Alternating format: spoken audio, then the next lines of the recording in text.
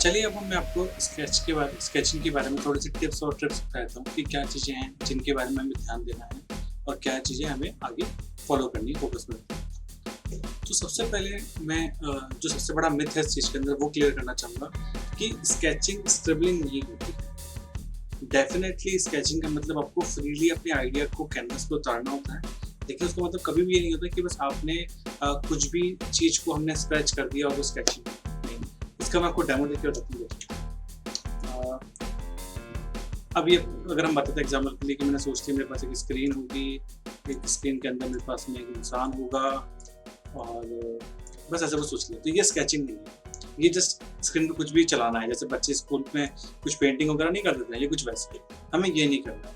हमें जो करना है वो ये है कि हमारे पास हमने सोचा कि हमारे पास में एक स्क्रीन होगी, ठीक है। उस स्क्रीन के अंदर अब हमें लॉजिकली सोचना है कि एक्चुअल में होना क्या चाहिए, होगा क्या।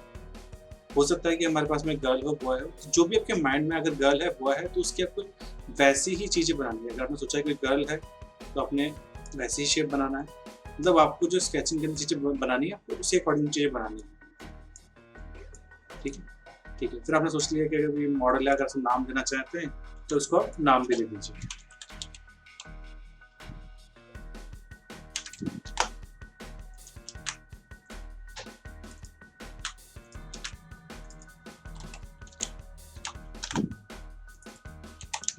एक्टर है, मॉडल है, जो भी आप उसका नाम दें, तो मतलब प्रॉपर एक रीजन होना चाहिए कि हमने इसको जिसको क्यों बनाया, अंदर हमारे क्या क्या एलिमेंट है। जस्ट कुछ भी रख दिया, हमें ड्रॉ नहीं करना, ठीक है। तो मतलब स्केचिंग स्क्रैबलिंग नहीं है, स्केचिंग स्केचिंग ही है, ठीक है।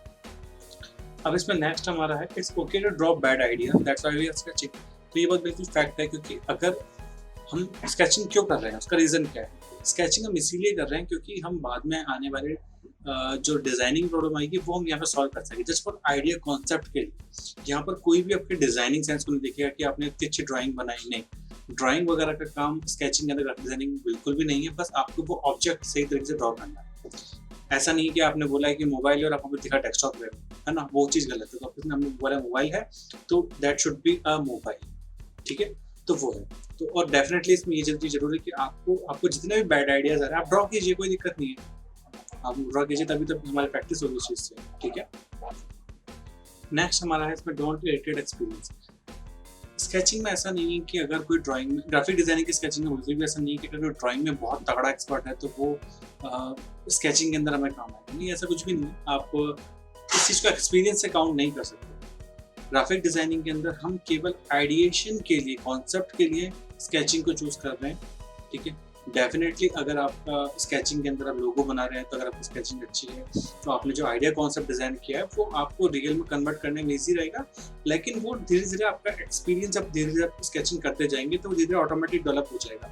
आपको शुरू में ही इरिटेट नहीं हो जाना है उस चीज़ से कि मेरे से तो वो चीज़ बन ही नहीं रही है ना, वो तो इतनी चीज़ शेप बना लेता है, मैं तो बना ही नहीं रहा हूँ, तो वो हमको नहीं करना है, ठीक है।